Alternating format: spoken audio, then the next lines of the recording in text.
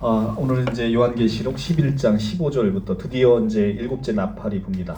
일곱째 인이 띄어지기 전에, 그리고 일곱째 나팔이 띄어지기 전에 항상 삽입절이 있었죠. 그래서 오늘 이제 드디어 일곱째 나팔이 이제 불리게 됩니다. 자, 15절부터 제가 봉독해 올리겠습니다. 일곱째 천사가 나팔을 불매 하늘에 큰 음성이 나서 이르되 세상 나라가 우리 주와 그의 그리스도의 나라가 되어 그가 세세토록 왕노로 타시리로다 하니 하나님 앞에서 자기 보좌에 앉아있던 24장로가 엎드려 얼굴을 땅에 대고 하나님께 경배하여 이르되 감사하옵나니 옛적에도 계셨고 지금도 계신 주 하나님 곧 전능하신 이여 친히 큰 권능을 잡으시고 왕노로 타시도다. 이방들이 분노함에 주의 진노가 내려 죽은 자를 심판하시며 종선지자들과 성도들과 또 작은 자든지 큰 자든지 주의 이름을 경외하는 자들에게 상 주시며 또 땅을 망하게 하는 자들에게 멸망시킬 때로소이다 하더라. 이에 하늘에 있는 하나님의 성전이 열리되 성전 안에 하나님의 언약궤가 보이며 또 번개와 음성과 우레와 지진과 큰 우박이 있더라. 자, 이제 계시록 11장의 15절에 이제 드디어 일곱 번째 천사가 나팔을 불어서 일곱째 나팔이 이제 불리게 되는 겁니다. 제가 요한계시록을 여러분들한테 말씀드릴 때 항상 여러분들이 주의하셔야 될 것이라는 거 말씀드렸던 게 요한계시록을 시간적인 순서로 보게 되면 큰 오해에 빠지게 된다. 요한계시록은 장면으로 이해해야 될 것이고, 그리고 초림부터 재림까지의 그 긴 기간을 말세라고 하고 있고, 요한계시록에 지금 우리가 몇 번째 나팔에 와 있는지 이렇게 성경을 보게 되면 우리가 다시 오실 그리스도, 재림에 대한 그리스도를 요한계시록을 통해서 점치는 그런 식으로 성경을 보게 되게 돼 있기 때문에 요한계시록을 절대 시간적 순서로 보면 안 된다라고 말씀을 드렸고요. 그리고 요한계시록에 지금 우리가 어디에 와 있는지에 관심을 가질 이유가 전혀 없다. 그날과 그때는 아들도 모르고 오직 아버지만 아시기 때문에 그 날을 우리가 미루어 점친다는 것은 이것은 무당들이나 하는 짓이지 우리가 해야 될 일은 아니다 라고 얘기를 하고 있습니다. 자, 그래서 계시록 11장 15절에 이제 일곱째 나팔이 불자 이제 궁극적으로 우주의 종말이 오고 영원한 하나님의 나라의 완성이 이루어지게 됨을 찬양하는 교회의 모습이 일곱 번째 나팔에서 묘사가 되고 있습니다. 일곱 번째 나팔이 불리니까 세상 나라가 우리 주와 그의 그리스도의 나라가 되어 그가 세세토록 왕노릇 하시리로다 이렇게 되어 있습니다. 일곱째 나팔이 보니까 세상 나라가 이제는 우리 주와 그의 그리스도의 나라가 되어버렸습니다. 그러니까 일곱째 나팔이 불리면서는 이제는 세상 나라가 우리 주 그리스도 나라가 됐죠. 여기서 세상 나라라고 하는 바실레시아 투 코스모라는 헬라어 단어인데, 바실레시아 투 코스모라는 세상 나라라는 것은 마태복음 4장 8절에서 마귀가 예수를 광야에서 시험하던 때에 보여준 그 천하 만국과 같은 단어를 쓰고 있어요. 헬라 원어 단어가 같다는 얘기입니다. 번역상은 여기는 세상 나라, 거기는 천하 만국이라고 번역이 되어 있지만 헬라 원어 성경에서는 동일한 단어를 쓰고 있다. 바실레시아 투 코스모라는. 그러니까 이 세상 나라는 마귀가 보여줬던 그 바로 천하 만국이었다는 거예요. 그 천하 만국이 이제는 일곱째 나팔이 불려서 심판의 마지막 단계에 왔을 때는 이제는 그것이 우리 주와 그리스도의 나라가 되어버렸다는 겁니다. 그래서 같은 단어라는 것을 아시고요. 원래는 이 세상 나라는 마귀 것이었죠. 그런데 오늘 본문은 이 마귀의 세상 나라가 우리 주와 그리스도 나라가 되었다라고 이렇게 선포를 하고 있습니다. 그리스도의 나라가 되어라는 그 그리스도 나라가 되어라는 시제가 헬라어의 그 문법상으로 부정과거 시제라는 게 있는데 이것을 아우리스트 시제라고 얘기를 합니다. 부정과거 시제 또는 아우리스트 시제라고 하는데 이것을 우리나라 말로 바꿔보면 지속명령 시제라는 거예요. 이 지속명령 시제가 뭐냐면 어떤 사건이나 항목이 과거, 현재, 미래에 한정하지 않고 사건 자체가 일어나 지속되는 것을 의미하는 그런 용법으로 사용되고 있습니다. 그러니까 시간에 초점이 맞춰진 게 아니라 사건 자체가 일어나서 이것이 과거에 일어났고 현재도 지속되고 미래에도 지속될 것이라는 그런 의미로서의 시제가 부정과거 시제, 아우리스트 시제라는 것입니다. 예컨대 마태복음 6장 34절에 가면 이런 얘기가 있어요. 내일 일을 위해서 염려하지 말라라는 성구가 있는데, 내일 일을 위해서 염려하지 말라는 이것은 현재에만 타당한 얘기가 아니라 이 말에 아우리스트 시제를 씀으로 인해서 한순간도, 지금도, 앞으로도, 미래도 한순간도 여러분을 염려해서는 안 된다라는 이런 의미를 전달하고자 이제 아우리스트 시제를 쓰는 건데요. 그러면 그리스도의 나라가 되어라는 것을 아우리스트 시제로 썼다는 것은 이미 그리스도의 나라가 완성되는 사건이 발생했다. 일단 사건이 발생했다라는 데 초점이 있는 것이고요. 그 그리스도의 나라가 완성됐다라는 이 사건은 과거에 발생했지만 현재에도 계속되고 있고 앞으로도 계속될 것이다. 이런 의미로 유대인들은 이 용법을 쓰고 있다는 거예요. 그래서 그리스도의 나라가 완성되는 사건이 발생했고 그것이 지속되고 있음을 이 성구를 통해서 우리가 강조되고 있음을 알 수 있다는 거죠. 그리고 이후에 그가 세세토록 왕노릇 하시리로다라는 시제는 미래 시제를 썼습니다. 그래서 그가 세세토록 왕노릇 하시리라는 것은 이미 과거에 발생한 사건이 미래에도 계속되고 있을 것이라는 것을 다시 한번 강조를 해주고 있는 거죠. 17절에 보면 17절에는 왕노릇 하시도다라고 해서 다시 한번 부정과거 시제 아우리스트 시제를 썼어요. 15절에 세세토록 왕노릇 하시리로다의 시제는 미래 시제지만 17절의 시제는 같은 지금 뜻이지만 17절에서는 부정과거 시제로 썼다는 겁니다. 그러니까 이미 왕노릇 하고 계셨고 왕노릇 하고 계시고 왕노릇 하실 것이다라는 이 3단계의 실제를 우리에게 강하게 지금 이 문장을 통해서 우리에게 보여주고 있다는 거죠. 그래서 하나님의 나라는 가시적이라는 건 우리가 눈으로 볼 수 있을 것으로는 그것은 우리 시간 안에서 미래에 완성될 사건이지만 그때 하나님께서 왕노릇 하시겠지만 그 사건은 이미 발생한 사건이고 지금도 왕노릇하고 계시고 앞으로도 왕노릇 하셔서 영원토록 우리와 함께 하실 것이다 라는 것을 이 대목에서 보여주고 있는 것이죠. 자, 그리고 이제 세상 나라가 우리 주 그리스도의 나라가 되니까 하나님 앞에 자기 보좌에 앉아 있던 24장로가 엎드려서 얼굴을 땅에 대고 하나님께 경배를 하기 시작합니다. 자기 보좌에 앉아 있던 24장로 누구라고 그랬죠? 계시록 4장에서 제가 강해를 다 했습니다. 구약의 12, 신약의 12 합쳐지는 24명으로 되어 있는 온 우주적 교회, 구약의 이스라엘 백성, 신약의 참 이스라엘 백성, 영적 이스라엘 백성이 합해진 숫자 24장로죠. 자, 계시록 4장으로 넘어가서 보시면 이 계시록 4장에서 보면 4절에 보면 또 보좌에 둘려 24보좌들이 있고 보좌가 있습니다. 그 보좌들 위에 24장로들이 흰옷을 입고 머리에 금관을 쓰고 앉았더라. 24장로가 보좌에 앉았습니다. 그런데 이 24장로는 무슨 옷을 입고 있어요? 흰옷을 입고 있어요. 그러니까 흰무리라는 거예요. 흰옷을 입고 있는 이 무리가 바로 24장로인 것이고요. 흰무리 24장로 14만 4천 명이 다 동일한 뜻을 나타내고 있습니다. 이들이 왜 보좌에 앉아 있습니까? 에베소서에 그 답이 있죠. 에베소서 넘어가 보시면 에베소서 2장 4절부터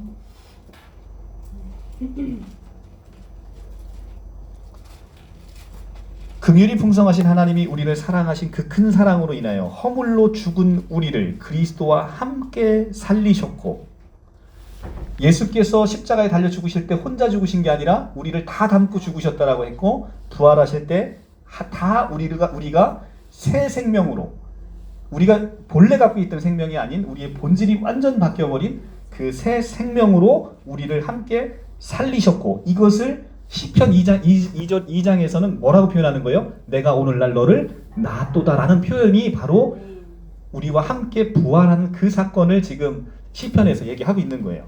함께 살리셨고 또 함께 일으키사 그리스도 예수 안에서 함께 하늘에 앉히시니, 그러니까 승천할 때 혼자 가신 게 아니라 부활한 우리의 영과 함께 가서 우리의 영을 어디에 앉혀놓으신 거예요? 하나님의 보좌 우편에 앉혀놓으신 거죠. 그래서 함께 앉혀놓으신 거예요. 그것이 지금 요한계시록 4장에서 보좌에 앉았다라는 표현이 나오게 되는 것이고요. 그 보좌에 앉은 이는 다름 아닌 예수와 함께 죽고 함께 부활한 구약의 모든 예수 믿는 사람, 신약의 모든 예수 믿는 사람으로 대표되는 24이 돼버린 거예요. 그래서 그 구원받은 백성이 하나님을, 우리 주 예수 그리스도의 나라가 됐으니까 이제 하나님을 경배하고 엎드려서 경배하고 하나님을 찬양하게 되는 것이죠. 그래서 이제 24장로가 경배하여 이르되 감사하옵나니 옛적에도 계셨고 지금도 계시고 주 하나님 전능하신 이여 친히 권능을 잡으시고 왕노로 타시도다 라고 하면서 찬양을 하고 있는 거죠. 24장로가. 자, 옛적에도 계시고 지금도 계신 주 하나님인데 이것이 계시록 1장 4절에도 나와요. 근데 1장 4절에 나오는 것 중에 하나가 빠졌죠. 1장 4절로 한번 넘어가 보면 우리 주 예수님을 표현하면서 자, 하나님께 경배하여 이르되 장차 오실 이가 빠졌어요. 근데 장차 오실 이가 빠졌는데 중요한 건 1장 4절에서 지금 얘기하고 있는 것은 요한이 아시아에 있는 7교회에 편지하노니 이제도 계시고 전에도 계시고 장차 오실 이 그의 보좌에 있는 7영과 이렇게 지금 되어 있잖아요. 근데 이제도 계시고 전에도 계시고 장차 오실 이는 하나님과 성령과 예수의 삼위일체 하나님이 여기서 그대로 나옵니다. 예, 삼위일체 하나님이 그대로 나오듯이 여기서도 지금 하나님을 경배하면서 똑같은 표현을 씁니다. 똑같은 표현을 쓰면서 옛적에도 계셨고 지금도 계신 주라고 되어 있지만 장차 오실 이라고 되어 있는 호 엘코메노스라는 헬라어 단어가 빠져 있어요. 이것은 하나님의 나라가 이미 임하셨음을 이 계시록 11장에서는 강조하기 위해서 1장 4절의 표현을 일부러 빼놓은 거예요. 그러니까 하나님의 나라가 이미 임했기 때문에 장차 오실 이는 없는 거죠. 이미 와 계시는 거예요. 이미 와 계심을 강조하기 위해서 이것을 고의적으로 빼놓은 것이죠.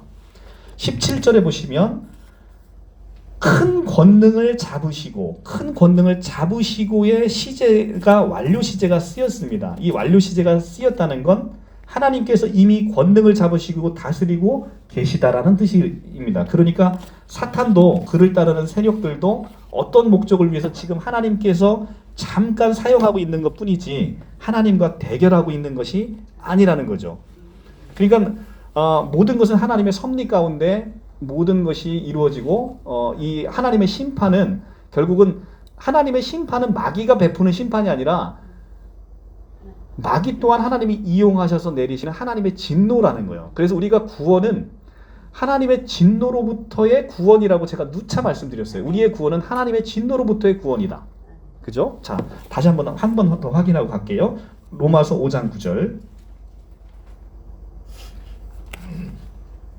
로마서 5장 9절.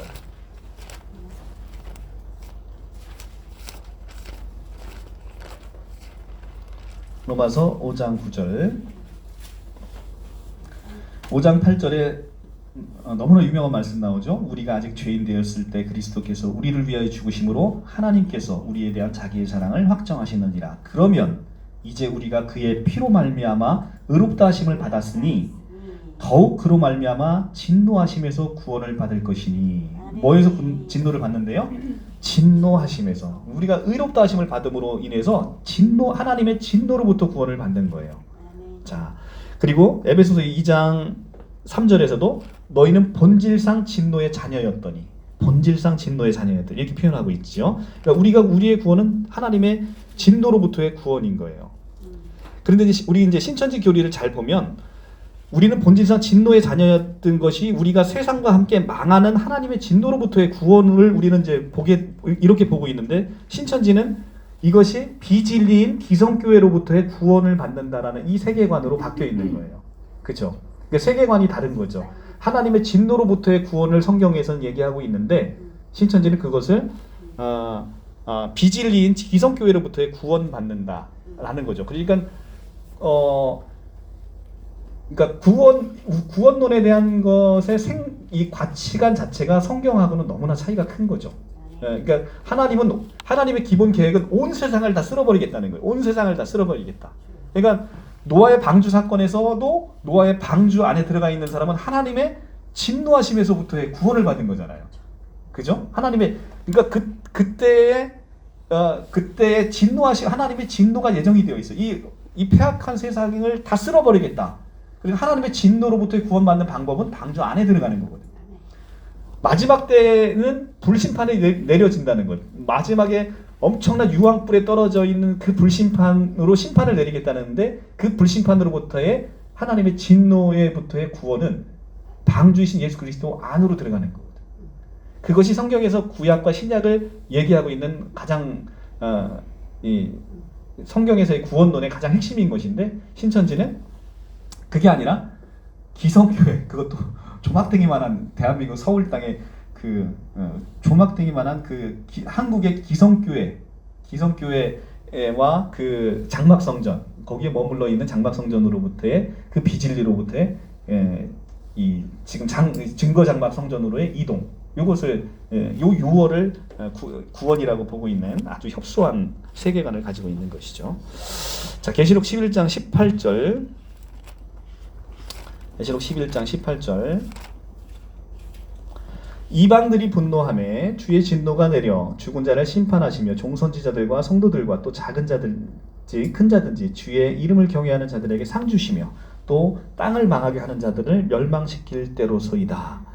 자, 하나님께서 하나님을 대적하여 분노하는 세상을 그분의 진노로 다 멸하시고 성도들에게 상 주시는 그 결론이 반드시 오게 될 거라는 걸 18절에서 다시 한번 강조하죠. 그러니까 결국은 하나님의 심판은 세상에 대한 심판인 것이죠. 하나님의 진노하심은 세상에 대해서 진노가 퍼붓게 되는 겁니다. 거기에서 건진받는 것이 구원이다.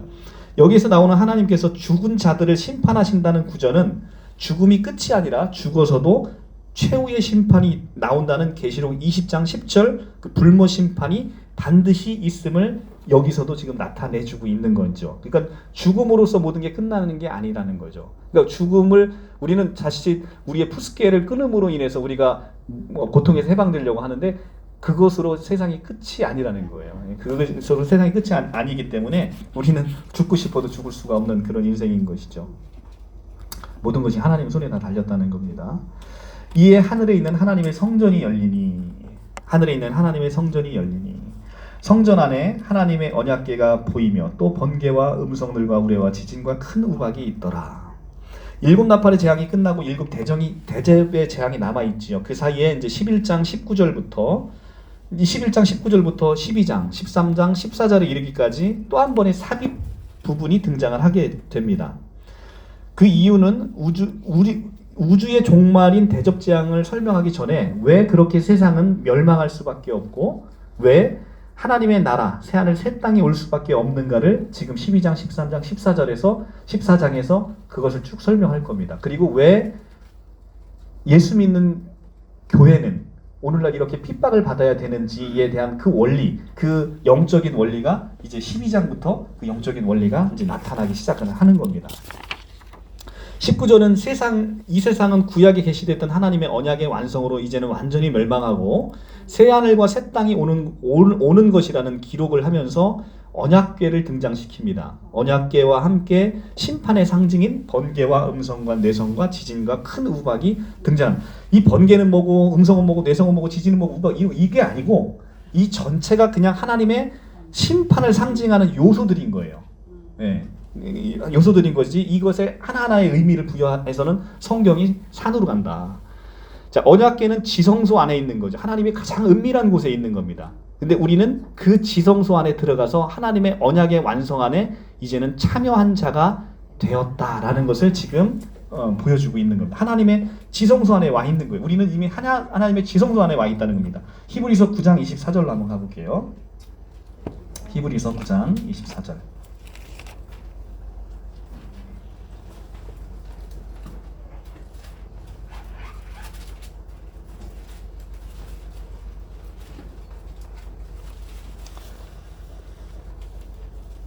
자, 그리스도께서 참 것의 그림자인 손으로 만든 성소에 들어가지 아니하시고 바로 그 하늘에 들어가사 이제 우리를 위하여 하나님 앞에 나타나시고 우리를 위하여 하나님 앞에 나타나신 것이죠. 그리고 히브리서 10장 19절에서 22절로 한번 가볼게요. 10장 10장 19절에서 22절. 그러므로 형제들아 우리가 예수의 피에 힘입어 성소에 들어갈 담력을 얻었나니, 여기서의 성소는 지성소를 얘기하는 거예요. 그러니까 예전에는 성소와 지성소가 뭘로 막혀 있습니까? 이 휘장으로 막혀 있어요. 근데 예수께서 십자가에 달려 죽으심으로 휘장이 찢어져서 이제는 우리가 지성소 안으로 들어갈 수가 있게 되는 거죠. 그래서 형제들아 우리가 예수의 피에 힘입어 지성소 안에 들어갈 담력을 얻었나니 그 길은 우리를 위하여 휘장 가운데로 열어놓으신 새로운 살 길이요 휘장은 곧 그의 육체니라. 자, 이 휘장이 갈라짐으로 우리가 이제는 지성소 안에 들어갈 수 있는 거죠. 그래서 이 지성소 안에 들어가면 뭐가 나옵니까? 이제 언약궤가 나오는 9장 4절. 그죠? 9장 3절부터 둘째 휘장이 있는 장막을 지성소라 일컫나니 금향로와 사면을 금으로 싼 언약궤가 있고 그 안에는 만나를 담은 항아리와 아론의 쌍난 지팡이와 언약의 돌판이 있고. 자, 그러니까 언약궤가 있다는 건 우리가 그 안에 지성소 안에 지금 들어가서 참여하고 있다라는 것을 요한계시록에서 지금 보여주고 있다라는 겁니다. 자, 요한계시록은 이렇게 해서 11장까지 봤고요. 이제 12장으로 이제 본격 들어갑니다. 자, 요한계시록의 12장은 신천지에서도 가장 금지옥엽하는 장이고, 그리고 이제 12장에 와서야 본격적으로 우리 이만희 총회장님이 딱 등장하시는 그런 아주 광대한 장이죠. 그래서 12장, 13장 굉장히 중요한 장으로 다루고 있습니다. 자, 신천지가 가장 중시하는 단이고, 그리고 이제 신천지에서는 이 해달별을 가진 여자, 이것이 이제 뭐냐부터 시작해서 일곱금초대 장막이 나오고 이제 막 복잡한 얘기가 이제 막 나오기 시작합니다. 그러면 자 12장부터 제가 읽어보고 먼저 시작을 해볼게요. 12장. 하늘에 큰 이적이 보이니 해를 옷 입은 한 여자가 있는데, 해를 옷 입은 한 여자가 있어요. 근데 그 발 아래 달이 있고 머리에는 12별의 관을 썼더라. 이 여자가 아이를 베어 해산하게 되매 아파서 애를 쓰며 부르짖더라. 하늘에 또 다른 이적이 보이니 보라, 한 큰 붉은 용이 있어 머리가 7이요 뿔이 10이라. 그 여러 머리에 7 왕관이 있는데 그 꼬리가 하늘의 별 3분의 1을 끌어다가 땅에 던지더라. 용이 해산하려는 여자 앞에서 그가 해산하면 그 아이를 삼키고자 하더니 여자가 아들을 낳으니 이는 장차 철장으로 만국을 다스릴 남자라. 그 아이를 하나님 앞과 그 보좌 앞으로 올려가더라.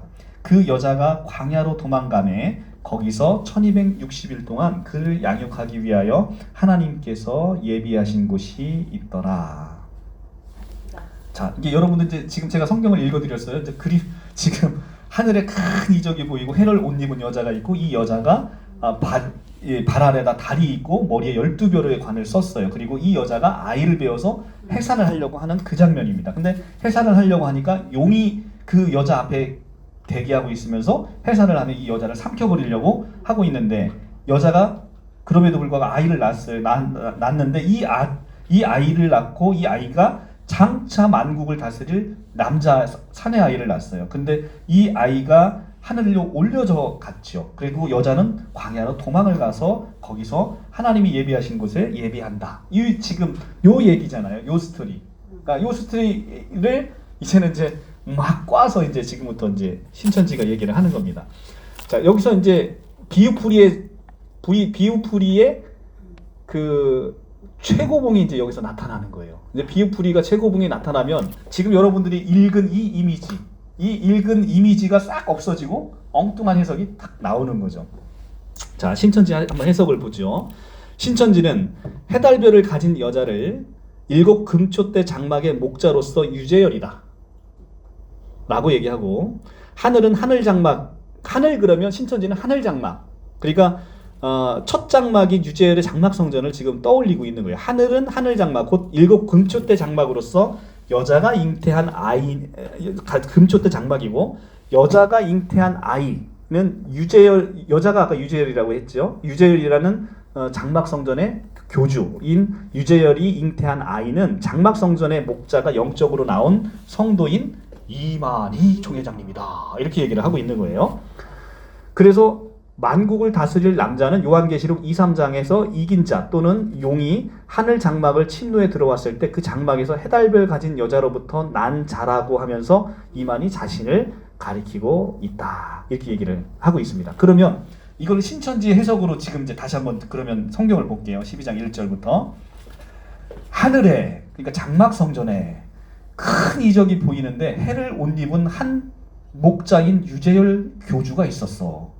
그 발 아래는 달이 있고 머리에는 12별을 쏟는 아주 그냥 처음에는 선택받은 그런 목자가 있었어. 근데 그 여자가 아이를 뵈서 해산을 하는데 이 아이가 장차 만국을 다스릴 그런 아이야. 그게 바로 이만희 교주 유재열 교주 밑에서 교육을 받았던 바로 이만희 자신을 얘기한다. 그래서 유재열이 이만희를 거기서 나타난 그 또 다른 교주를 해산하는 것으로 그렇게 빗대서 풀고 있죠. 그리고 하늘에서 큰 다른 이적이 보이는데, 그러니까 유재열이 이만희를 낳아야 되는데 거기에 큰 용이 하나 나타나서 이 이만희가 나타나는 걸 못하게 잡아먹으려고 하는 한 인간 용이 있었어. 그게 누구냐면 오평호라는 청지기 교육원과 오평호라는 그 기성교회에서 이 장막 성전을 잡아먹으려고 들어온 인간들이 있었어. 그래서 그들이 그 사건이 실제적으로 있었고 그 사건을 지금 요한계시록 12장에서 얘기하고 있는 거야. 이렇게 지금 성경을 푸는 거예요. 아시겠죠? 자, 성경을 이렇게 풀어요. 그런데 그러면서 이제 신천지는 일곱 머리 그 밑에 이제 보면 용이 있고 용에는 일곱 머리가 일곱이요 뿔이 열이다 이렇게 얘기를 하잖아요. 그래서 일곱 머리 열 뿔이라고 얘기를 하면서 이 일곱 머리를 청지기 교육원에서 그때 당시 있었던 일곱 목자. 근데 또 왜 해필 그때 또 일곱 명이 있었는지 모르겠어요. 하여튼 왠지는 모르겠는데 그때 일곱 목자가 이제 탁성환, 탁명환, 김정두, 한희택, 백동석, 김봉관, 원세호라고 특정을 합니다. 사람으로. 그리고 열뿔머리는 그들에게 속한 열 권세자 김정수, 김창호, 라병준, 박은수, 원용신, 조태영, 정규호, 김선아, 김성은, 김재만이라고 특정 인물로 소개를 합니다. 그러니까 이게 특정의 거기에 있었던 사건에 대해서 미리 예언을 해놓고 그것이 실상으로 이루어졌다라고 얘기를 하고 있는 거죠. 그래서 이렇게 얘기를 하고 있는 거죠. 그리고 하늘은 아까도 말씀드렸지만 하늘을 하면 하늘 장막 성전이라고 얘기를 합니다. 그런데 그러면 이제 신천지식의 해석을 제가 12장을 1절부터 5절을 풀어드렸어요. 그러면 정통교회 해석은 무엇이냐? 이제 지금부터 풀어봅니다. 자, 일단 하늘 하면 신천지는 하늘 장막 성전이라고 지금 생각하는데 하늘은 그게 아니라 하늘은 하나님의 구원과 능력과 나라와 그리스도의 권세가 이루어지는 곳을 이야기하는 거예요. 그러니까 하늘 그러면 우리와 이 요한계시록의 말씀을 받는 유대인들에게 있어서 하늘은 하나님이 계신 곳이에요. 하나님의 임재와 하나님의 통치가 있는 장소죠. 그것이 바로 하늘입니다. 그러니까 신천지인들이 가끔 만나면 조롱하잖아요. 일반 교회 성도들은. 너 하늘이 뭔지 알아? 이렇게 물어보죠. 하늘이 저거야? 저 하늘이야? 이렇게 물어본단 말이죠. 그 보이는 하늘, 그걸 얘기하는 게 아니라 하나님의 임재와 통치가 있는 것. 이것이 하늘이라는 요한계시록의 표현인 것이죠. 자, 그리고 해를 옷 입은 여자. 이 여자는 발 아래 달이 있고 머리에 12별을 쓴 여자라고 지금 되어 있습니다. 그죠? 그래서 이것을 신천지에서는 유재열 교주 이렇게 얘기를 하고 있죠. 그런데 이것에는 성경을 몰라도 너무 모르는 거죠. 이 해를 옷 입은 여자라는 표현은 구약부터 계속해서 나타납니다. 구약부터 이 여자라는 표현은 계속부터 나타나요. 그래서 결론적으로 말씀드리면 이 여자는 이스라엘로 상징되는 교회를 얘기하고 있는 거예요. 그래서 이 여자가 메시아인 예수 그리스도로 상징되는 아이를 출산하는 것이죠. 그리고 이 아이가 장차 철장으로 만국을 다스릴 예수 그리스도를 얘기하고 있는 시편 2장을 지금 얘기하고 시편 2장을 지금 인용해서 장차 철장으로 만국을 다스릴 아이라고 지금 표현하고 있는 거죠. 이게 시편 2장을 이 편을 그대로 그냥 인용한 거란 말이에요. 그러면 이 여자가 왜 그럼 교회냐? 여자라는 표현은 창세기 3장부터 계속 나타납니다. 자, 창세기 3장으로 가볼게요. 아담과 하와가 선악과를 먹고 이제는 하나님께서 정령 죽으리라 했기 때문에 이제 죽어야 돼요. 근데 이 죽음이라는 것에 소망이 없는, 추워요? 끄세요. 소망이 없어졌잖아요. 아담과 하와가 선악과를 먹고 이제 소망 없는 그곳에 하나님께서 아담과 하와의 가죽옷을 입혀주시잖아요. 입혀주시기 전에 소망 없는 이 인간에게 첫 원시 복음을 선포를 합니다. 그것이 바로 창세기 3장 15절이에요. 내가 너로 여자와 원수 되게 하고, 여기서 너는 그 뱀이잖아요. 뱀. 내가 그 뱀, 사탄으로 대표되는 뱀. 내가 너로 여자와 원수 되게 하고 내 후손도 여자의 후손과 원수 되게 하리니 여자의 후손은 내 머리를 상하게 할 것이요 너는 그의 발꿈치를 상하게 할 것이다. 여기서 여자는 누굽니까? 예수 그리스도를 예표하고 있는 거예요. 그러니까 예수 그리스도. 근데 궁극적으로는 예수 그리스도만 예표하고 있는 게 아니라 예수 그리스도를 머리로 하는 교회. 예수 그리스도를 머리로 하는 교회 공동체와 예수가 연합된 상태의 여자를 얘기하고 있는 거예요. 그러니까 여기서의 여자도 결국은 예수 그리스도와 그와의 신부된 교회를 얘기하고 있는 거예요. 그러니까 예수와 교회가 연합되어 있는 이 여자의 후손이 뱀의 머리를 밟아버리고 상하게 할 것이고, 그 다음에 근데 이 사건이 실질적으로 나타난 사건이 바로 예수님의 십자가에 달리시는 사건인 거예요. 십자가에 죽으신 사건이란 말이죠. 그래서 사단의 머리는 언제 밟혔냐? 예수의 십자가의 죽으심으로 이 게임이 끝나버린 거예요. 그래서 머리가 밟혀버린 거란 말이죠. 근데 머리가 밟혔지만 아직 몸뚱어리는 살아있잖아요. 그렇지만 머리가 밟혀버렸기 때문에 이제는 아무런 힘이 없는, 이제는 예수 안에만 있으면 능히 이길 수 있는 그런 상태에 마귀는 그런 상태에 돼버리는 것이죠. 그리고 마귀는 그의 발꿈치를 상하게 할 것이다 라는 것이 이제 십자가에 달리는 사건을 그렇게 표현을 하고 있다라고 지금 보고 있는 거죠, 신학자들이.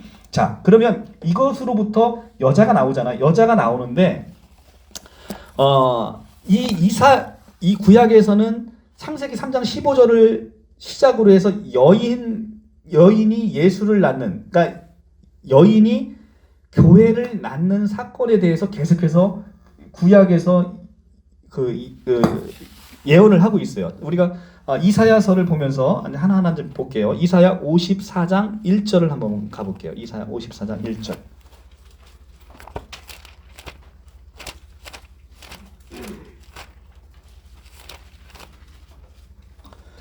왜 여자가 아이를 낳는다는 표현을 계속해서 쓰고 또 시편에서 그 얘기를 하냐면, 자, 여기를 먼저 보실까요?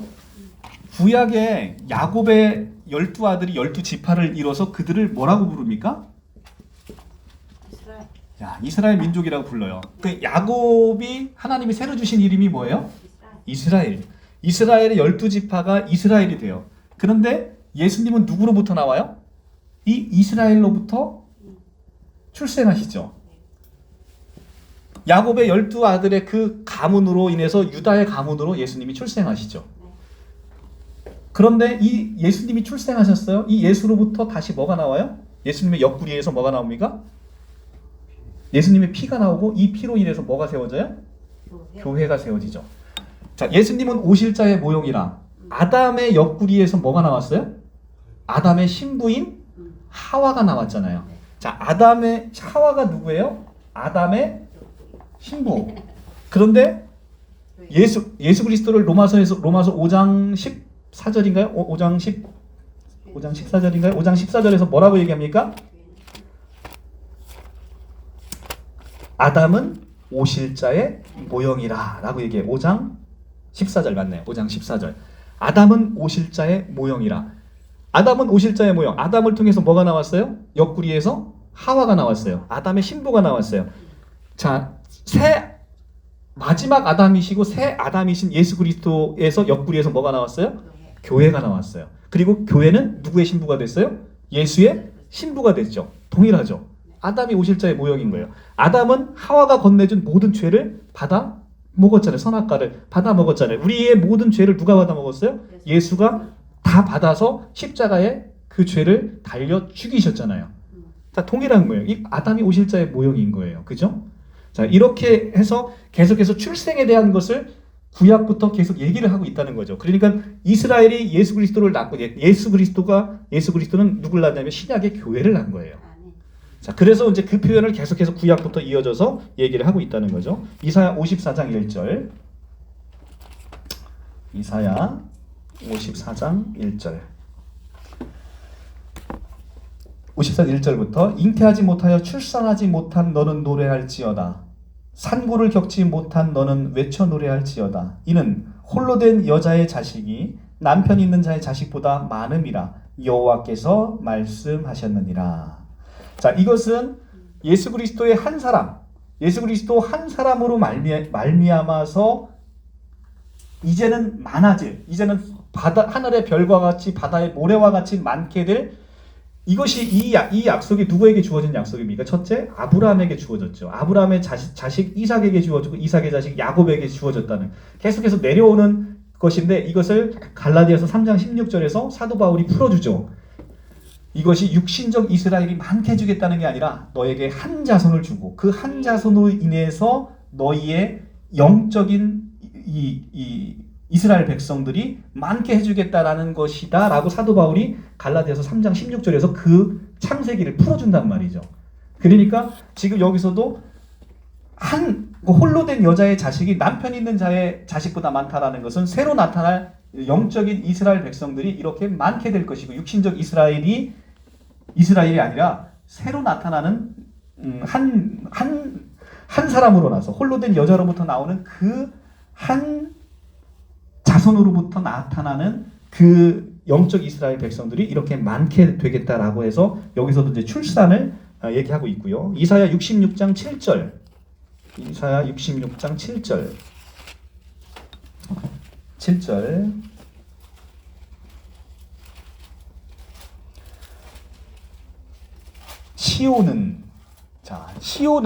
시온과 새 예루살렘과 그 다음에 새 이스라엘과 다 같은 뜻이에요. 같은 단어입니다. 그러니까 시온은 결국은 하나님의 교회 공동체를 얘기하고 있어요. 신약에 와서 시온은 진통하기 전에 해산하며 고통을 당하기 전에 나말을 낳으리니. 자, 시온은 구약의 이스라엘 백성과 연결이 되어져서 이 이스라엘의 참 이스라엘인 새로운 영적 이스라엘이 나타난단 말이죠. 영적 이스라엘이 나타나는 것을 시온이라고 표현하는데 이 시온이 결국 나말을 낳는다는 거예요. 이 시온이 나말을 낳는다는 건 이스라엘이 우리의 구세주이고 구원자이고 구속주이신 예수 그리스도를 낳는다는 거예요. 지금 창세기는 그거를 지금 받아서 지금 쓰고 있습니다. 그런데 창세기에서 보면 여인이 해를 옷 입고 발 아래 다리 있고 머리에 12별의 면류관을 썼다라고 지금 얘기하고 있습니다. 그럼 도대체 이건 무엇이냐? 해는 뭐고 달은 뭐고 뭐 별은 뭐고 해는 목자고 달은 전도자고 별은 성도 이렇게 표시하는 게 아니라 왜 이 표현이 나왔는지는 구약을 보면 너무 쉽게 알 수 있어요. 구약 창세기 37장을 보실게요. 창세기 37장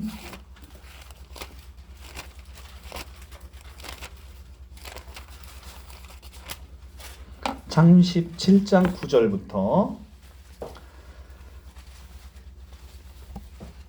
37장 9절. 요셉이 다시 꿈을 꾸고 그의 형제들에게 말하여 이르되 내가 또 꿈을 꾼즉 해와 달과 11별이 내게 절하더라 하니라. 그가 그 꿈을 아버지와 형들에게 말하매 아버지 야곱이죠. 아버지가 그를 꾸짖고 그에게 이르되 내가 꾼 꿈이 무엇이냐. 자, 요셉이 꾼 꿈은 분명히 해와 달과 11별이 내게 절했다라고 아버지한테 얘기합니다. 근데 그것을 딱 받은 야곱은 뭐라고 얘기하냐면 내가 꾼 꿈이 무엇이냐 꾸짖으면서 그러면 나와 내 엄마가 내 형제들이 참으로 가서 땅 앞에 엎드려 내게 절했단 말이냐 이렇게 지금 물어봅니다. 그러니까 요셉의 꿈에 나타난 해, 달, 별을 야곱은 뭐라고 해석한 거예요? 해는 나고 달은 엄마고 11별은 네 형제들 야곱의 12지파를 나중에 형성하는 그 형제들을 여기서 11명의 요셉이 들어가면 몇 명이에요? 12. 그러니까 12의 이스라엘의 백성들을 언급해서 해, 달, 별이라고 지금 표현을 하고 있잖아요. 이 창세기에서. 그죠? 이것을 지금 동일하게 쓰고 있는 겁니다. 그래서 요셉을 포함해서 12명이 되는데 이 해달별과 12별은 결국은 야곱과 그의 아내와 그의 12아들을 의미하는 것이고, 이 구약의 역사에서 야곱과 그의 아내 사이에서 태어난 12명의 아들은 결국 이스라엘의 12지파를 이루고, 이 12지파는 이스라엘 백성 전체를 이룬 것이다 라는 겁니다. 자, 그러면 여기서 나타난 해달별은 결국은 이스라엘 백성 전체를 얘기하고 있고, 여자가 아이를 낳았다는 것은 이스라엘 백성을 통해 예수님이 오셨음을 보여주는 바로 그림 언어를 설명하고 있는 거죠. 여자가 아이를 낳았다. 근데 이 여자가 해달별을 입었다는 것은 이 여자는 누구냐? 이스라엘 백성이다. 이스라엘 백성으로부터 아이가 나왔다. 그래서 여자가 아이를 낳았다. 이렇게 표현을 하는 거죠. 그래서 계시록 11장을 올바르게 이해하려면 12장에 등장하는 여자가 구약의 이스라엘과 거기에서 발전 성취돼서 나타난 신약의 교회를 의미한다는 사실을 파악하는 것이 가장 핵심적인 것이죠. 구약에서 약속한 메시아이신 예수님을 상징하는 아이가 하나님과 보좌 앞에 올려간 후에 여자는 광야에 가서 양육을 받았는데, 그죠? 제가 아까 계시록 12장에서 양육을 받잖아요. 여자를 낳은 다음에. 이것은 신약 교회 상황을 이스라엘의 광야 생활과 평행 관계로 설정하려는 시도라는 거죠. 자, 이스라엘 백성들이 출애굽해서 어디에 갔습니까? 광야로 갔잖아요. 그죠? 그런데 지금 이스라엘의 백성들이 예수를 낳고 어디로 가요? 광야로 가잖아요. 그거에 평행 관계로 설정하려는 시도가 있는 거예요. 그죠? 자, 그러니까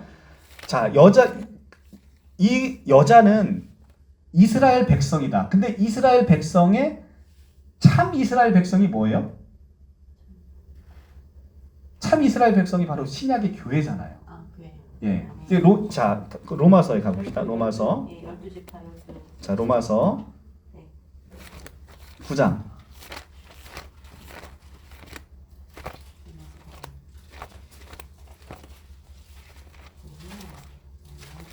로마서 9장.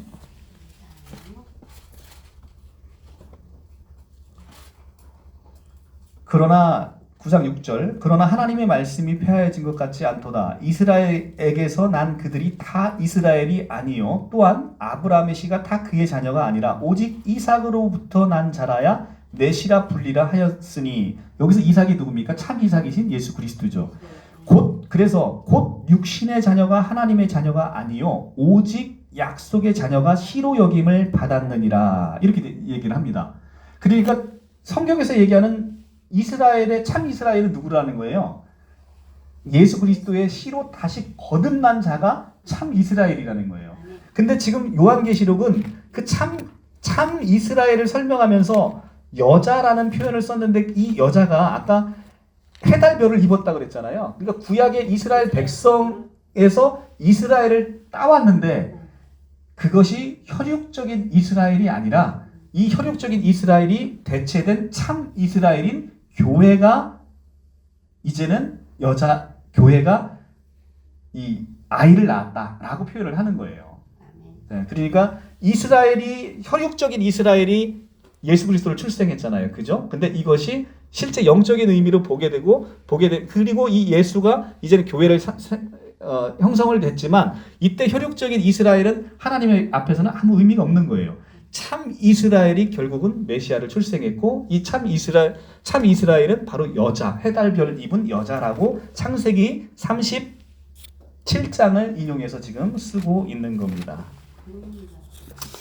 자, 이제 이해 갔죠? 자, 그래서 이제 이렇게 성경을 보는 것이죠. 이렇게 성경을 보면 아까 신천지에 제가 서두에서 해석했던 거하고 너무 다르죠, 그죠? 네. 자, 그리고 그다음에 이제 예수님이 이제 승천하시고 난 후에 아이의 승천 이후에 여자는 1260일 동안 광야에서 양육을 받습니다. 그죠? 그래서 이 양육이 시작되는 시기는 예수님을 상징하는 아이가 하늘로 올라간 승천의 때이므로 1260일의 시작은 예수님의 승천, 요때부터 이제 초림 때부터 시작이 되고 있는 거죠. 그렇다면 양육이 끝나는 시기는 도대체 언제일까? 이것은 여자가 신약의 교회 공동체를 의미한다면,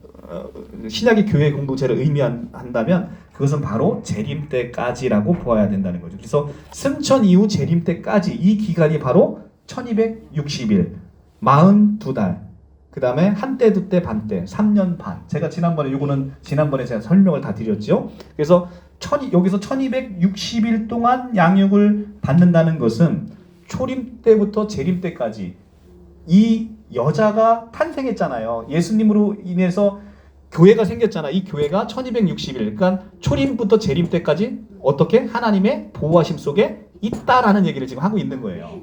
그러니까 예수님이 지금 승천해서 가시면서 뭐라고 얘기했습니까? 내가 보혜사를 너희한테 보내주겠다라고 하면서 보혜사와 함께하고 내가 세상 끝날까지 너희와 함께 하겠다라고 얘기를 하지 않습니까? 내가 세상 끝날까지 너희와 함께 하겠으니 두려워 말라 얘기하는 그 얘기를 지금 다시 요한계시록이 짚어주는 거죠. 1260일 동안 그를 양육하기 위해서 하나님께서 예비하신 곳이 있더라 얘기하고 있는 거죠. 얼마나 은혜롭습니까? 이 1260일 동안 하나님께서 우리를 이렇게 지키시고 보호하신다라고 얘기하고, 이것이 예수님께서 내가 세상 끝날까지 너희와 함께 하겠다라고 얘기하신 그거와 정확하게 문맥이 일치하죠. 그죠? 자, 계시록 12장 3절 큰 붉은 용이 나옵니다. 구약에서는 하나님을 대적하고 그 백성을 핍박하는 대표적인 악의 세력이 다름 아닌 애굽 혹은 그 애굽을 다스리는 바로 왕과 그 병사들이라고 할 수 있죠. 그런데 상당수 구약의 본문은 이 애굽의 바로 왕과 그 병사들을 용 또는 용들이라고 표현을 하고 있습니다. 자, 이제 구약으로 다시 넘어가 볼게요. 시편 74편 13절. 시편 74편 13절.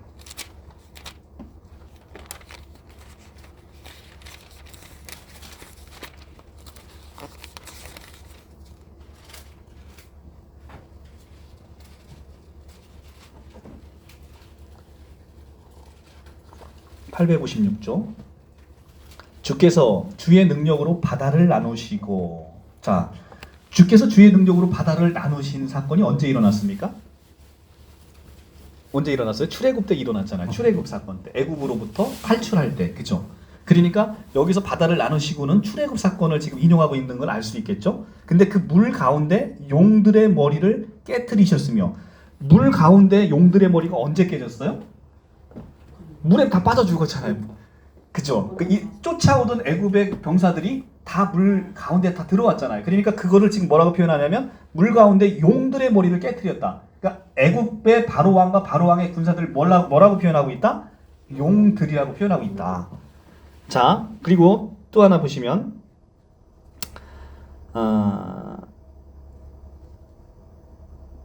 이사야 51장으로 가볼게요. 이사야 51장 9절 10절 1031조 구약 1031조 여호와의 팔이여 깨소서 능력을 베푸소서 옛날 옛시대에 깨신 것 같이 하소서 라합을 점이시고 용을 찌르시니가 어찌 주가 아니시며 바다를 넓고 깊은 물을 말리시고 바다 깊은 곳을 길을 내어 구속받은 자들을 건너게 하시니가 어찌 주가 아니시리이까. 자, 바다를 말리시고 바다 가운데 길을 내서 구속받은 자를 건너게 하는 사건이 무슨 사건이에요? 홍해를 건너는 출애굽 사건이잖아요. 근데 거기서 보면 용을 찌르시니가 어찌 주가 아니시며 라고 해서 다시 그 바로 애굽의 바로 왕을 다시 용으로 표현하고 있음을 알 수가 있다는 거죠. 그래서 지금 제가 이제 구약에서 보여드린 본문들은 이렇게 애굽에서의 바로 왕은 이스라엘을 핍박하는 것의 상징이잖아요. 그죠? 그것을 구약에서 뭘로 표현하고 있다? 용으로 표현하고 있다. 그러니까 구약의 연속선상에서 신약에서는 하나님을 대적하고 그의 백성을 괴롭히는 악의 대표 세력인 사탄을 용이라고 표현하는 것은 아주 매우 적절하지 않겠어요? 그죠? 그래서 바로 큰 용이 여기서 용으로 나온 겁니다. 큰 용은 아담과 하와를 속인 옛뱀이 성장하잖아요. 그죠? 첫 아담과 하와를 미혹했던 것은 뱀이었습니다. 뱀이 자라서 뭐가 된 거예요? 용이 된 거예요. 그런데 3장 15절에 아까 창세기 3장 15절에 여인의 후손도 아까 제가 성장한다 그랬죠. 예수님이 혼자 오셨는데 예수님이 혼자 오셔서 뱀의 머리를 밟는 게 아니라 마지막 전쟁 때는 예수를 머리로 하는 교회 공동체가 엄청나게 성장해 있는 거예요. 그래서 이 용과 일격을 하는 게 이제 계시록 13장에서 이제 한 번 이제 전쟁이 일어나죠. 전쟁이 일어나는 게 계시록 12장 그 밑에부터 이제 나옵니다. 자, 그래서 큰 용은 아담과 하와를 속인 옛뱀이 성장한 것입니다. 근데 굳이 이 용을 옛뱀을 사탄이라고 해도 될 것을 굳이 옛뱀이라고 한 것은 지금 요한이 우리를 창세기로부터 진행되어 오고 있는 구속사 가운데로 우리를 집어넣고 있다는 거예요. 왜 굳이 옛뱀이라고 표현을 했느냐? 이 성경이 창세기부터 하나님의 계획하심 가운데 진행되고 있는 바로 그 사건이다. 너희가 지금 그 사건에 와 있다. 이 얘기를 지금 하고 있는 거예요. 그래서 굳이 옛뱀이라는 표현을 쓴 겁니다. 계시록 12장에서. 자, 계시록 12장 다시 한번 볼까요? 계시록 12장. 네. 계시록 12장. 예, 큰 용이 내쫓기니 옛뱀 곧 마귀라고도 하고 사탄이라고도 하며 온 천하를 꿰는 자라. 이렇게 표현을 하고 있습니다. 그죠? 그래서 이 창세기로부터 이어지는 그 구속사 가운데로 우리를 집어넣고 있습니다. 그래서 요한은 독자들에게 창세기에서 아담과 하와를 미혹해서 선악과를 먹게 만든 그 뱀을 떠올리게 함으로써 우리 교회를 괴롭히게 하는 자의 정체가 무엇이고 그 자가 언제부터 그렇게 하나님의 백성을 미혹시키고 괴롭혀 온 것인지를 바로 주지시키고자 하는 것이 지금 계시록 12장의 목적인 것이죠. 그런데 큰 용을 표현하면서 큰 붉은 용이다 이렇게 표현했습니다. 붉은 용. 성경에서 죄를 나타낼 때 쓰이는 색깔이 바로 붉은색입니다. 그래서 큰 붉은 용 이렇게 표현한 겁니다. 대표적으로 너의 죄가 주홍같이 붉을지라도, 너의 죄가 주홍같이 붉을지라도 라고 하면서 붉은색은 죄의 상징인 거예요. 그래서 큰 붉은 용 이렇게 표현을 하고 있는 거죠. 얼마나 문학적인 표현이 이렇게 아름답습니까? 구약부터 탁탁 이어오잖아. 이 아름다운 이 문학적인 표현들이, 그죠? 자, 그러면 일곱 머리 열뿔, 도대체 이제 일곱 머리는 뭐고 열뿔은 뭐냐? 자, 일곱 머리는 탕명한, 탁성환, 김정옥, 한혜택, 백동석, 김동환, 원세호 이 사람을 얘기하는 게 아니고, 자, 이 일곱 머리 열뿔은 다니엘 7장의 짐승을 그대로 따온 겁니다. 다니엘 7장으로 가봅시다. 우리 한번 봤는데요. 다시 한번 볼게요.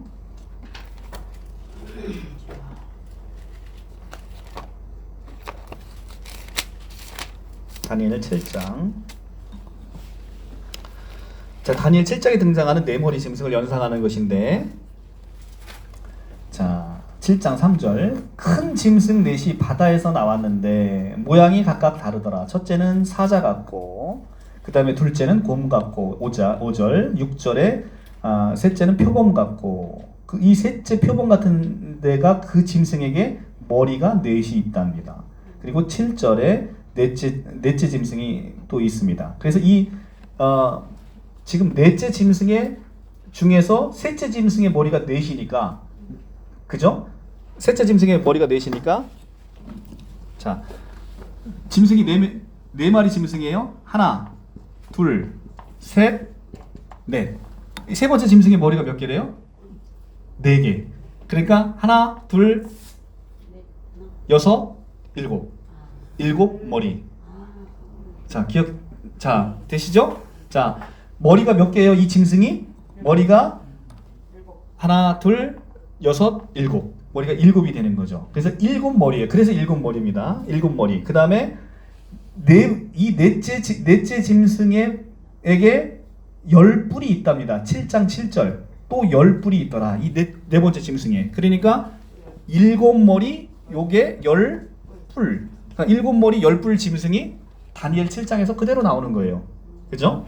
자, 그래서 7머리 10뿔 짐승이 다니엘 7장에 그대로 나타나는데, 머리와 뿔을 통해 요한계시록의 독자들은 용이 다니엘서의 그 네 짐승과 똑같은 특성을 지니고 있음을 알아차게끔 사도 요한이 그렇게 쓴 거죠. 그러니까 요한계시록의 이 독자들은 이 다니엘서를 너무나 다 익숙하게 알고 있는 거니까 그 짐승을 얘기할 때 이 다니엘서의 짐승을 그대로 당연히 생각할 수밖에 없는 거죠. 그래서 하나님을 대적하고 하나님을 핍박한다는 점에서 다니엘서의 네 짐승과 요한계시록의 용, 곧 사탄이 공통점이 있다는 거예요. 다니엘서 7장은 이 짐승은 어떤 짐승이에요? 이 짐승으로 표현되는 것은 이스라엘을 끊임없이 침략했던 바벨론과 페르시아와 헬라 제국과 로마 제국을 상징하고 있는 짐승들이란 말이죠. 그러니까 끊임없이 이스라엘 백성들은 이들로 이 짐승으로 대표되는 이 나라로부터 침략을 받았어요. 근데 이 짐승을 딱 생각하면서 일곱 머리 열 뿔을 얘기하니까 이 요한계시록의 이 짐승들도 이렇게 이스라엘 백성들을 괴롭히는 그런 짐승이구나 라는 것을 상기시켜 주는 아주 적절한 것이죠. 그래서 그런데 이제 이것을 이제 세대주의자들이나 신천지나 이것이 오늘날 무엇을 뜻하는지 관심을 가지는 성경 해석을 하고 있다는 겁니다. 그러니까 이게 배가 산으로 가는 거예요. 이 뭐 세대주의자들, 그러니까 기독교 내에서도 요한계시록을 극단적인 문자주의로 푸는 것을 세대주의라고 하는데, 이 세대주의자들은 이것을 오늘날의 이것이 무엇이냐를, 일곱 머리 열 뿔이 무엇이냐를 그렇게 뭐 점치듯이 봅니다. 그래서 열 뿔을 유럽 이시 공동체라고 주장을 했죠. 그래서 유럽에서 이시 공동체가 결성될 때 이것이 일곱 머리 열 뿔 중에 그 열 뿔이다 이렇게 얘기를 했는데 뭐 다 개뻥이죠, 그죠? 그래서 성경을 그렇게 보면 안 된다. 그래서 성경은 이 이미지 파일로 봐야 돼요. 이미지 파일로.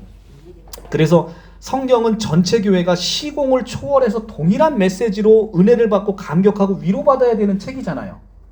그죠? 그런데 요한계시록을 딱 봤는데 성경이 딱 우리에게 주어졌을 때 이 성경에서 주는 메시지는 시공간을 초월해서 누구나 이걸 보면 그것을 연상하고 그것을 생각해서 함께 위로받고 받아야 되는데, 이거를 신천지만 알고 이게 뭐 탕명한 탁성한 용이 오평호 이렇게 얘기를 하면 대한민국 땅에 과천에 있고 아주 적은 소수의 무리만 이 성경을 놓고 은혜를 받게 되는 거잖아요. 그럼 이건 성경의 기본하고도 반하는 거란 말이죠. 성경은 누가 읽어도 동일한 은혜, 동일한 위로와 동일한 메시지가 주어져야 된다는 것이죠. 이 시공간을 초월해서. 그렇죠. 그러니까 이 성경은 결국 그러니까 이 요한계시록 12장의 일곱 머리 열 뿔로 나타나는 그 용은 그러니까 이것을 이제 저희가 이제 은혜롭게 이제 보면 다시 한번 풀어보면 하늘에서 큰 이적이 보입니다. 그다음에 해달별 입은 한 여자가 있고 이 여자가 아이를 뵈서 이제 해산하려고 합니다. 이것이 뭐냐면 구약부터 계속해서 내가 너에게 구원자를 보내겠다. 내가 너에게 구원자를 주겠다. 나는 여호와라, 나 외에는 구원자가 없다라고 하면서 구원자를 계속 보내주시겠다라고 얘기한 그 장면의 하이라이트예요. 이 계시록 12장은. 그래서 이 여자인 이스라엘이 결국은 그 메시아를 낳잖아요. 유다 족속을 통해서 이 메시아가 주어지잖아요. 지금 그 얘기를 하고 있는 겁니다. 그래서 이 여자를 낳는데 이 여자를 낳은 바로 그 여자인 이스라엘 백성, 참 이스라엘인 교회를 여자를 낳았다는 이유로 이제는 마귀가 핍박하는 일이 발생할 것이다. 그래서 너희들은 예수가 십자가에 달려 죽으시고 부활 승천함으로 이제는 하늘에 있는 그 마귀가 땅으로 내려와서 너희를 계속해서 괴롭히는 일이 발생하게 될 것이다.를 지금 이 계시록 12장은 그 얘기를 해주고 있는데, 엉뚱하게 거기서 무슨 왜 갑자기 유절이 나오고 오평호가 나오고 이만희가 나오고 그렇게 나오냔 말이에요. 그러니까 성경을 누구나 이 성경을 보면서 그렇게 이해하고 은혜받고 위로받고 하는 이 성경이 왜 갑자기 대한민국 과천 땅에 있는 신천지만 은혜받아야 되는 말로 바뀌어버렸냐는 거죠. 이게 성경을 이게 여기서 일곱 머리 열 뿔이 뭐고 뭐 여자가 누구고 이렇게 성경을 보니까 그렇게 구약으로부터 갑자기 이어지는 문맥을 누구나 성경으로 해석해 오다가 어느 날 시점에 이단이 나타나니까 구약에서 이어져 오는 성경 해석이 어느 날 단절이 돼버리는 거예요. 어느 날. 그 많았던 2000년의 기독교 역사는 다 어디 가고 다 단절시켜버리는 거죠. 네, 이렇게 성경을 보시면 그동안에 그럼 은혜 누리고 살아왔던 사도 바울, 사도 요한, 바울 이 사람들은 다 뭐냐고요. 이 사람들이 오평으로 알아, 이만희를 알아, 뭘 알아? 아무도 모르는. 이게 무슨 의미가 있냐는 거예요. 그죠? 네. 자, 그래서 이제 성경은 어느 특정 민족만을 위해서 기록된 부분이 전혀 없다는 거예요. 성경은 모든 예수 믿는 자에게 보편 타당한 의미를 부여하는 것이지 어떤 특정 민족, 특정 장소, 특정 계층만을 위해서 성경이 주어진 게 아니다라는 겁니다. 자, 그 일곱 머리는 자, 계시록 17장 9절을 한번 볼게요. 계시록 17장 9절에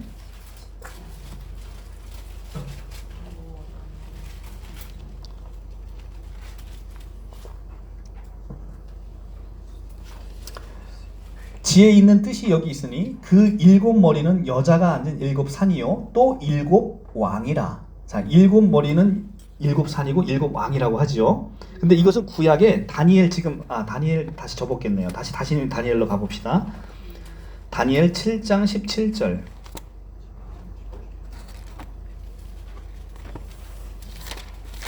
다니엘 7장 17절.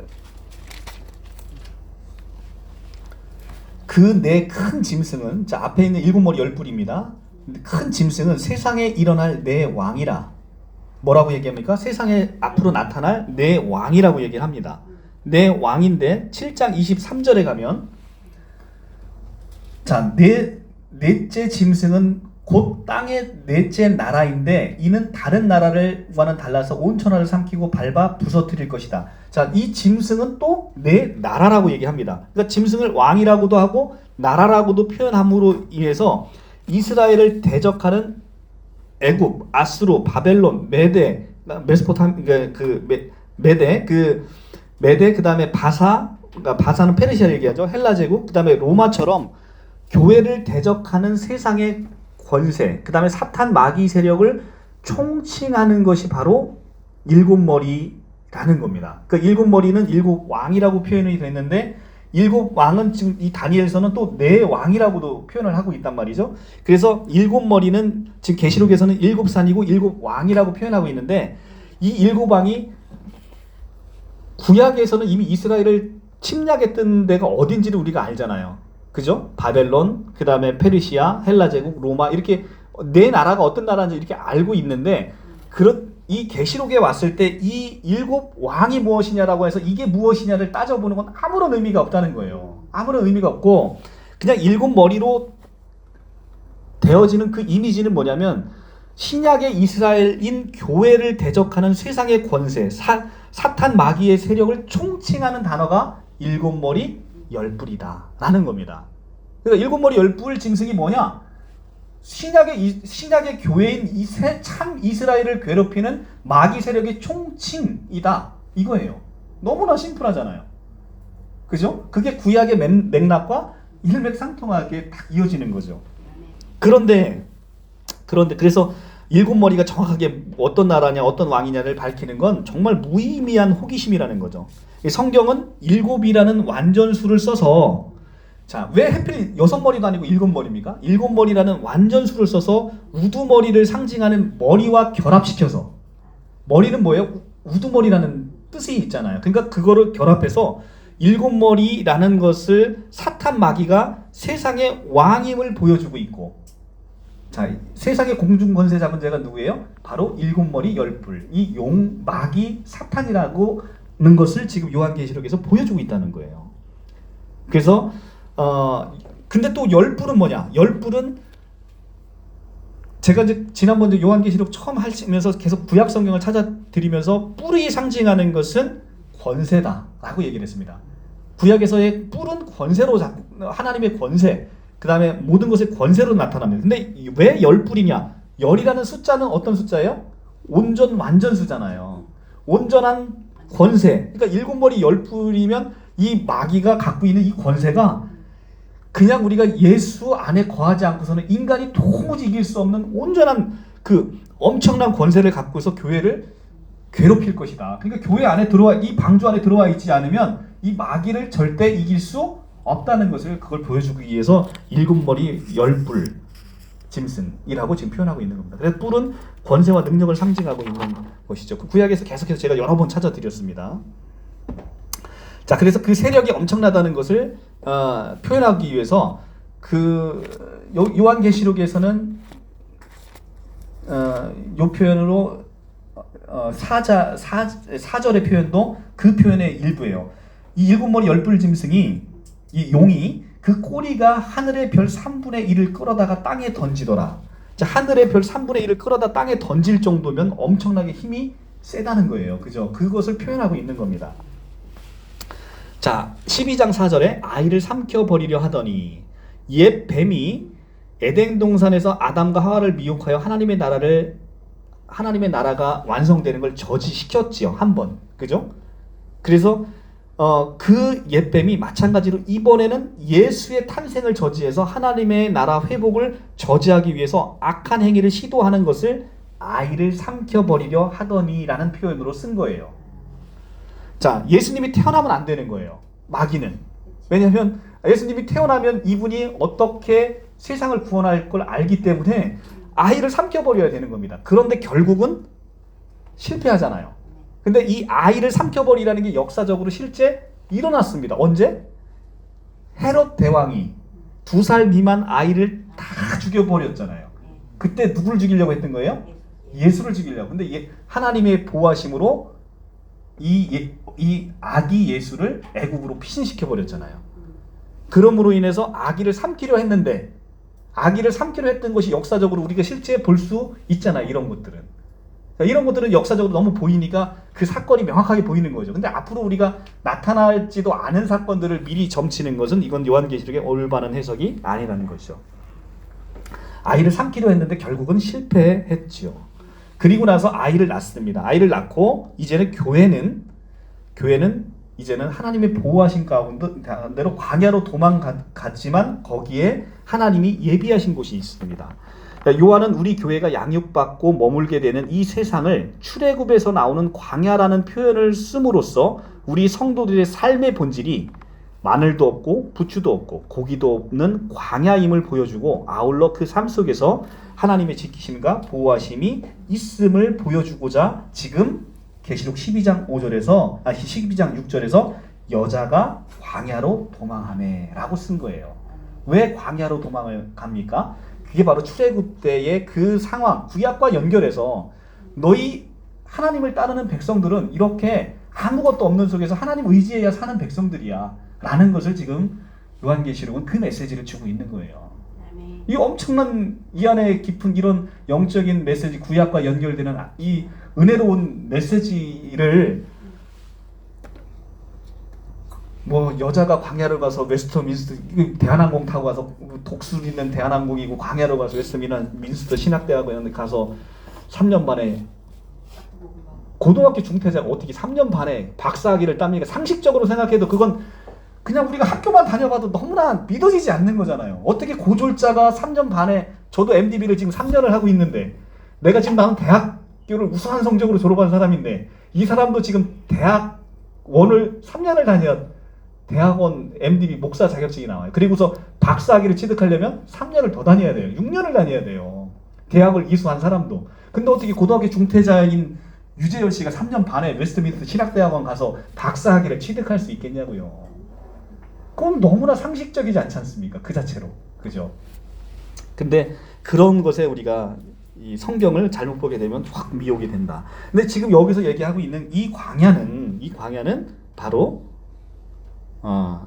이 구약에서 정말 마늘도 없고 부추도 없고 고기도 없는 그 광야에서 하나님의 보호하심 가운데 구름 기둥과 불 기둥으로 인도되는 삶을 너희가 이제 이스라엘은 너희는 그렇게 사는 거야 라는 걸 지금 보여주고 있는 것이죠.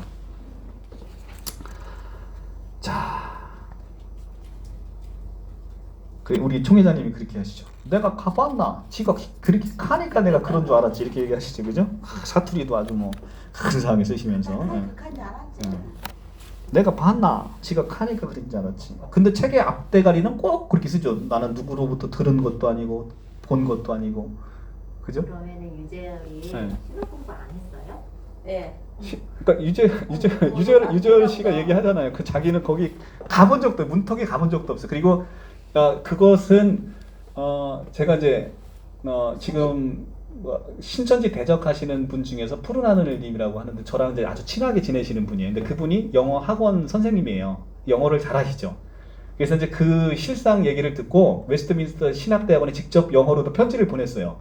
이런 사람이 신학한 적이 있느냐? 그랬더니 그런 사람은 듣도 보지도 못했다 라고 해서 웨스트민스터 신학대학원으로부터 왔어요. 그걸 이제 유튜브에 다 올려놓으셨죠. 본인이 직접 보내시고 받은 것을 직접. 그래서 유튜브에 그게 올라와 있어요. 그래서 그런 사람은 온 적도 없다. 그리고 이제 유저열이 거기서 웨스트민스터 신학대학원에서 그 찍었다라는 그 사진이 그 신천지 발전사에 있어요. 발전사, 지금도 제가 그 책을 갖고 있는데 발전사에 아주 탁 하면서 그 유학 시절 이렇게 딱 써 있는데 그게 웨스트민스터 신학대학이 아니라 성 베네딕트 성당이에요. 성 베네딕트 성당. 그러니까 뉴욕에 있는 거, 뉴욕에서 성 베네딕트 성당을 웨스트민스터 신학대학원이라고, 그것도 뻥친 거죠, 결국은. 그래서 여러 가지가 다 이제 거짓이죠. 거짓으로 밝혀졌는데, 그러면서 이제 민망하니까 하는 얘기가 내가 뭐 갚았나 따라 갚았나 이렇게 얘기를 하는 거죠. 지그가 카니까 내가 그런 줄 알았지. 근데 지그가 카니까 그런 줄 알았는데 이만희 초계장의 모든 책의 앞장은 반드시 그렇게 써 있습니다. 이것은 누구에게 들은 바도 아니오, 내가 뭐 지식으로 어디서 습득한 것도 아니고 하늘의 영감을 통해서, 성령의 감동을 통해서 내가 이걸 썼다, 이렇게 항상 하거든요. 그 성령의 영감이 그렇게 참 틀렸네요, 그죠? 자, 그렇습니다. 그래서 이제 그렇고 6절에 보면 여자가 광야로 도망가며 거기에 1260일 동안 그를 양육하기 위하여 하나님께서 예비하신 곳이 있더라. 자, 하나님께서 예비하신 곳이 있습니다. 유재열이 배도자인데 하나님이 예비를 왜 하겠습니까? 그죠? 이 여자가 하나님의 교회 공동체니까 하나님이 예비하신 곳이 있는 거죠. 배도자를 왜 예비를 합니까? 하나님께서. 6절에서 여자가 1260일 동안 광야로 도망갔다는 이 기록되어 있는데 이것이 14절에 반복됩니다. 14절로 가볼게요. 12장 14절. 그 여자가 독수리의 두 날개를 받아 광야 자기 곳으로 날아가 거기서 그 뱀의 낯을 피하여 한때 두때 반때를 양육받으며. 자, 동일한 얘기가 나오죠. 그런데 14절에서는 뭐가 나옵니까? 독수리 날개를 타고 하나님의 보호하심 속에 옮겨진 것이 나옵니다. 자, 이게 독수리 날개가 대한항공이 아니에요. 자, 독수리 날개를 타고 하나님의 보호하심 속에 나옵니다. 제가 독수리 지난번에 구약 다 찾아드렸죠. 독수리가 뭡니까? 하나님의 보호하심의 상징인 거잖아요. 하나님의 보호하심의 상징. 그래서 하나님 보호하심 속에서 지금 광야로 가 있다는 거예요. 그냥 광야로 혼자 떨거덩이 떨어져 있는 게 아니라 하나님의 보호하심 속에 있다는 거죠.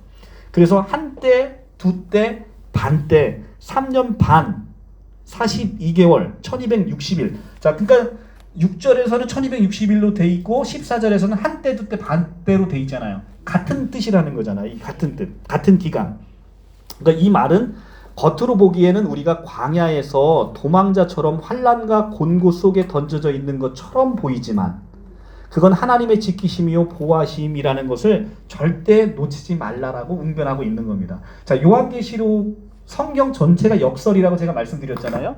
그런데 성경 전체가 역설인 것처럼 요한계시록도 계속 끊임없이 그런 역설로 그려집니다. 왜냐하면 예수 믿는 자가 영적으로 보면 궁극적으로는 다 이겼어요. 그렇지만 요한계시록은 계속해서 끊임없이 죽는 모습으로 나오잖아요. 죽는 모습으로. 계속해서 죽는 모습으로 시체가, 자, 11장에 보면 예수 믿고 복음 전하는 사람이 어떻게 돼요? 그 시체가 성길에 널려 있어요. 그리고 이 시체를 장사 지나지 못하도록 이렇게 핍박받고 있는 모습으로 나오는데 결국 이것이 이긴 삶이다. 이것이 이긴 거다라고 지금 요한계시록은 계속 해주고 있다는 거죠. 성경은 계속해서 이런 역설을 보여주고 있다는 겁니다. 광야에서 도망자 신세로 살고 있지만 이것이 도망자가 아니라 하나님의 곧 있을 심판, 곧 있을 그 환난, 그 심판에서 너희를 지키고 보호하기 위한 것이다 라는 거죠. 예. 우리가 이 하나님의 보호하심 속에 들어가 있지 않으면 하나님의 진노로부터 구원받을 수 없다라는 얘기를 하고 있는 거죠. 자, 계시록 12장 7절. 자, 오늘 7절까지만 하고 마칠게요. 7절. 하늘의 전쟁이 있으니 미가엘과 그의 사자들이 용과 더불어 싸울세. 용과 그의 사자들도 싸우나 이기지 못하여 다시 하늘에서 그들이 있을 곳을 얻지 못한지라. 큰 용이 내쫓기니 옛뱀 곧 마귀라고도 하고 사탄이라고도 하며 온 천하를 꾀하는 자라. 그가 땅으로 내쫓기니 그의 사자들도 그와 함께 내쫓기니라. 하늘에서 벌어지는 용과 미가엘의 전쟁은 구약 다니엘 10장 20절에서 21절 그리고 다니엘 12장 1절을 배경으로 하고 있습니다. 다니엘서는 미가엘이 종말론적인 구원자로 등장을 합니다. 그러니까 미가엘이 예수 그리스도의 예표로 나타나는 거예요. 그러니까 우리가 이제 성경 볼 때 이렇게 보면 안 돼요. 구약에서 미가엘은 천사장이잖아요. 자, 천사장인데 야, 천사가 예수로 나오네? 그러니까 천사가 예수야? 요거는 신천지식 비유풀이라는 거예요. 구약에서는 미가엘이 예수님의 예표로 나오지만 예수가 곧 천사라는 얘기는 아닌 거예요. 무슨 얘기인지 아시겠죠? 그러니까 예를 들어 누구를 이 예수를 천사로 표현할 수도 있고 예수를 나사로로 표현할 수도 있고 여러 모양으로 표현할 수 있잖아요. 그러니까 표현을 그렇게 하되 이 사람의 본질이 그것은 아니라는 겁니다. 예수님의 본질은 하나님이시죠. 창조주시잖아요. 그러니까 이 다니엘서에서의 다니엘서는 이 미가엘을 종말론적인 구원자로 지금 등장을 시키는데 다니엘서에서 미가엘의 대적은 페르시아, 그 다음에 헬라군이지만 요한계시록은 이 용과 그 사자들로 바꾸어서 이 전쟁이 하나님의 종말론적인 구원 사역과 연결되어 있다라는 사실을 보여주고 있다는 거죠. 그러니까 다니엘서에서 보면 미가엘이 종말론적인 구원자로 헬라군과 이 바사군을 다 물리치는 게 나오는데 이 요한계시록에서는 이 용과의 전쟁이 바로 그런 하나님과의 종말론적인 구원 사역과 연결된 전쟁이다라는 걸 지금 보여주고 있는 거죠. 이 전쟁에서 용은 패배해서 하늘로 쫓겨났습니다. 그리고 그리스도의 권세가 이루어진 사건, 즉 예수님의 승천하신 사건의 결과로 쫓겨나게 된 것이죠. 그러니까 십자가의 죽음으로 이 사탄은 머리가 밟혔어. 그리고 예수님의 승천으로 말미암아서 하늘에 이제는 있을 곳이 없으니까 이제 땅으로 쫓겨나게 됐다는 거예요. 이처럼 요한계시록은 다니엘서의 종말론적인 전쟁이 예수님의 승천을 통해서 하늘에서 성취된 것으로 재해석을 하고 있는 거죠. 이러한 종말론적인 승리는 결국은 성도들의 승리로 적용되게 되는 것입니다. 자, 보시면 11절에 보면 또 우리 형제들이 어린 양의 피와 자기들의 증언하는 말씀으로써 그를 이기었으니 누가 이겼답니까? 형제들이 이기었다라고 얘기를 합니다. 자, 예수께서 머리를 밟아버리고 나니까 이제 이 용은 그렇게 권세 많은 이 용은 누구한테도 집니까? 그 형제들한테도 결국은 지게 되는 거예요. 그러니까 여기서 치고 저기서 치고 아주 그러니까 그러니까 마귀죠. 그러니까 여기서 치고 저기서 치고 해서 결국은 지게 되는 거예요. 그 종말론적인 승리는 결국은 예수의 승리지만 이것은 성도들의 승리에도 적용되는 승리가 돼버렸어요. 이러한 성도들의 승리를 이끌어내는 객관적 근거로서는 어린 양의 피와 증거하는 말이라고 지금 얘기되어 있죠. 어린 양의 피와 그들의 증언하는 말씀으로 이겼다는 거예요. 그러니까 우리는 스스로 이기는 게 아니에요. 어린 양의 피와 그 말씀에 힘입어 이 사탄 마귀를 이길 수 있다라는 걸 계시록 12장 11절에서 보여주고 있는 거죠. 그리고 주관적 증거로는 죽기까지 자기 생명을 아끼지 아니하는 순종의 삶을 제시하고 있습니다. 그래서 그들은 죽기까지 자기들의 생명을 아끼지 아니하였도다. 이것은 이제 우리 주관적 증거로서 죽기까지 자기 생명을 아끼지 아니하는 순종의 삶이 결국은 이기는 삶의 이 근거다라고 지금 성경은 제시하고 있는 것이죠. 그 성경의 말세는 신천지가 말하는 기성교회 멸망하는 순간이 아니라 구약의 약속들이 모두 성취되는 순간이며 이 말세는 예수님의 초림으로 시작해서 십자가에 달려 죽으시고 부활 승천하셔서 재림을 통해서 완성되는 그 기간이 바로 이 말세 기간이고 이 말세 사건인 것이죠. 자, 신천지는 하늘 전쟁을 유재열의 장막 성전에서 만국을 다스릴 남자와 그 형제들이 멸망자인 청지기 교육원과 그 말씀으로 벌이는 대결로 이해를 합니다. 이 하늘 전쟁을. 그러니까 성경에서 얘기하는 전쟁은 영적인 전쟁, 하나님과 예수 그리스도, 그리고 그로 예수 그리스도가 선택된 성도들이 마귀와의 일대 전쟁을 벌이는 이 땅 가운데에서 삶은 영적인 전쟁을 얘기하고 있는데 신천지에서는 이것을 기성교회와 신천지의 기성교회 말씀 대결로 그렇게 이해를 하고, 그러니까 맨날 또 말씀 대결이라고 하면서 성경 공개 토론 하자고 하면 맨날 꽁분이 빼고 있어요. 그 공개 토론 제안한 당사자가 접니다, 저. 근데 아직도 안 오고 있어요. 자, 그래서 신천지는 하늘을 7 금초대 장막이라고 하고 땅을 성령이 없는 육체뿐인 사람들이라고 그렇게 가리키고 용이 쫓겨난 시기는 멸망의 기간인 42달이 지난 후다 이렇게 주장을 하고 있습니다. 성취 때는 해달별이 떨어지는 것은 기독교 세계인 목자와 성도가 다 심판을 받고 끝난다는 뜻으로 그렇게 이해를 하고 있습니다. 신천지는 말세를 세상의 끝으로 보지 않고 종교 세계의 끝으로 보고 있죠. 기성교회가 세상의 전부인 양 생각하는 신천지의 폐쇄적인 세계관은 만물의 우주적인 회복을 약속하고 전망하는 성경적인 세계관과 비교할 때 전혀 정당성을 얻기 어려운 형편없는 교리가 되어버린 것이죠. 자, 계시록 12장 10절 여기까지만 하고 마칠게요. 12장 10절에 가면 또 내가 들으니 하늘에 큰 음성이 있어 이르되 이제 우리 하나님의 구원과 능력과 나라와 그의 그리스도의 권세가 나타났으니 우리 형제들을 참소하던 자 곧 우리 하나님 앞에서 밤낮 참소하는 자가 쫓겨났고 이렇게 되어 있습니다. 자, 계시록 10장에 나오는 구원, 능력, 나라, 권세 이 네 가지 앞에 모두 정관사 너가 붙어 있습니다. 너. 그러니까 영어 성경을 보면 정관사 너가 붙어 있습니다. 원어 성경도 마찬가지고요.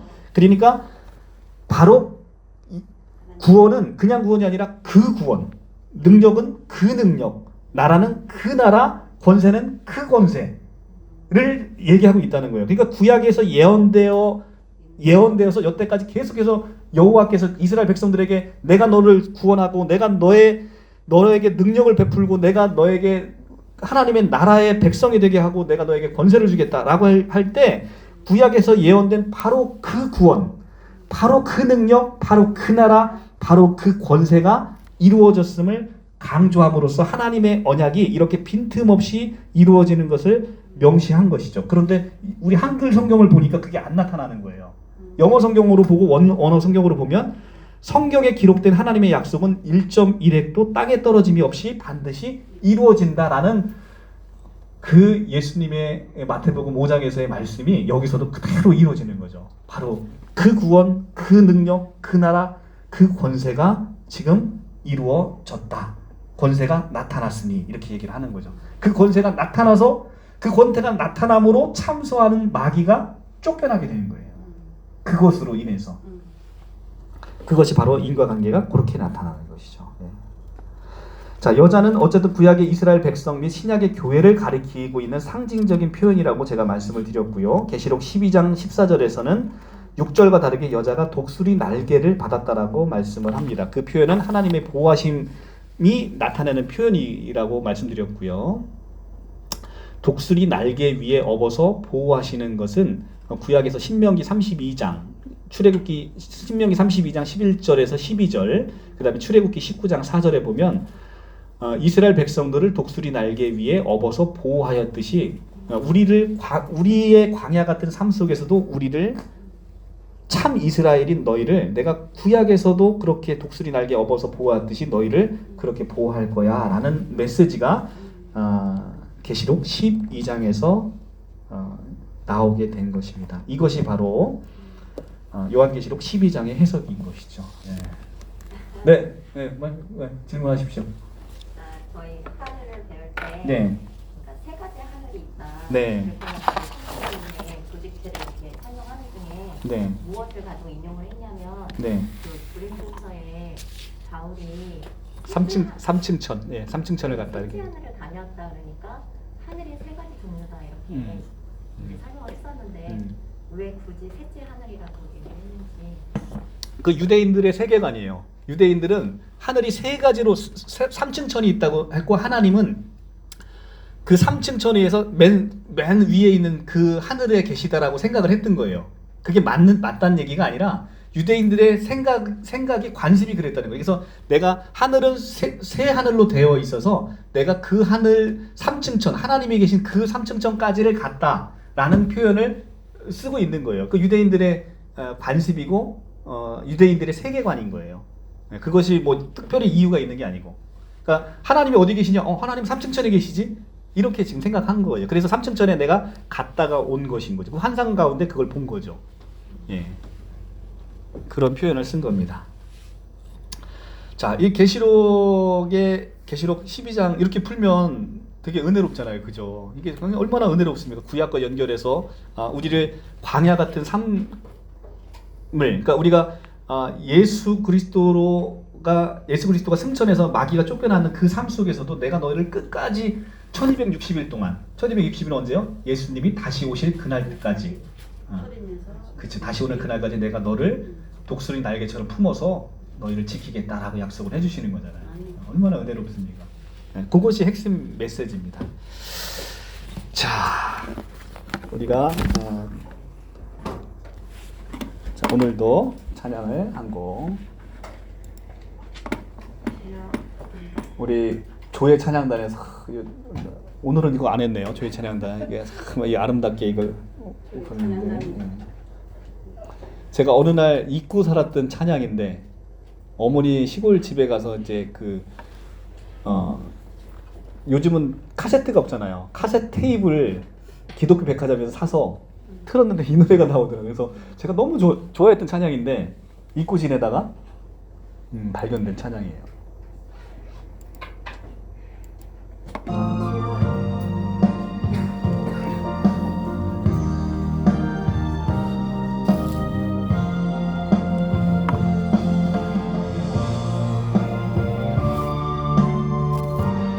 조회 찬양 너 어디 갔어? 마이크 어디 갔어? 마이크.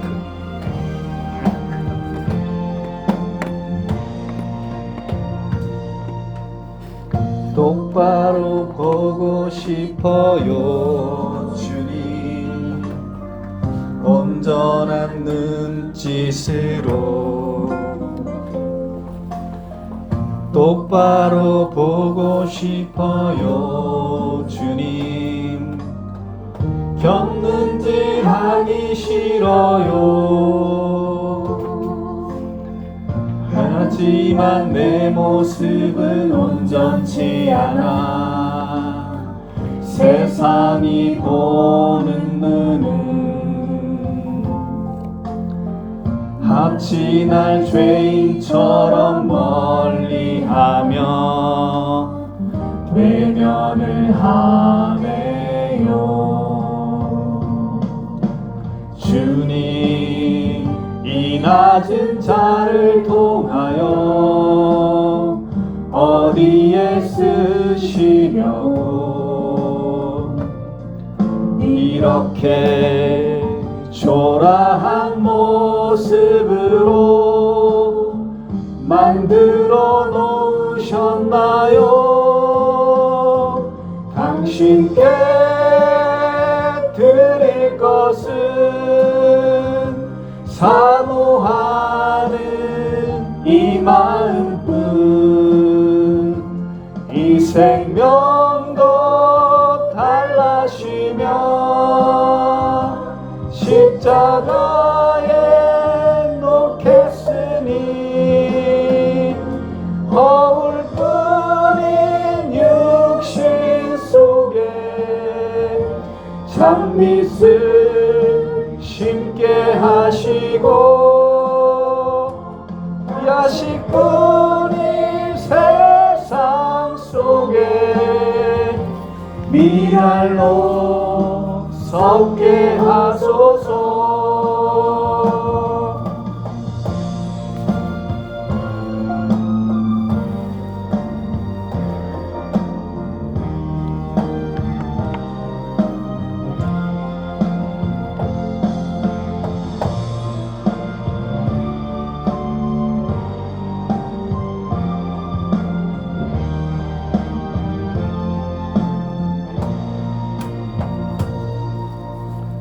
똑바로 걷고 싶어요 주님, 온전한 몸짓으로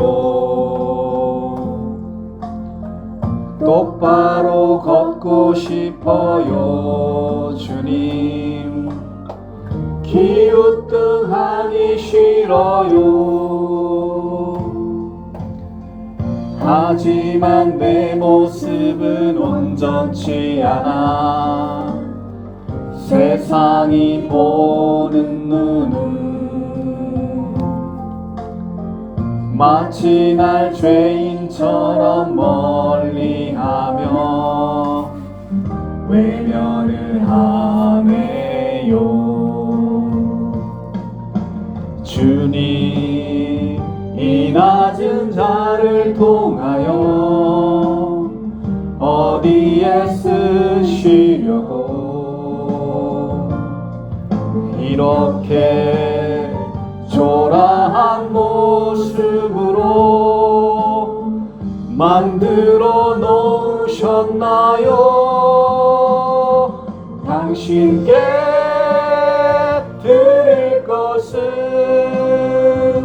사모하는 이 마음뿐. 이 생명도 달라시며 십자가에 놓겠으니 허물뿐인 육신 속에 장밋을 심게 하시고 가식뿐인 세상 속에 미랄로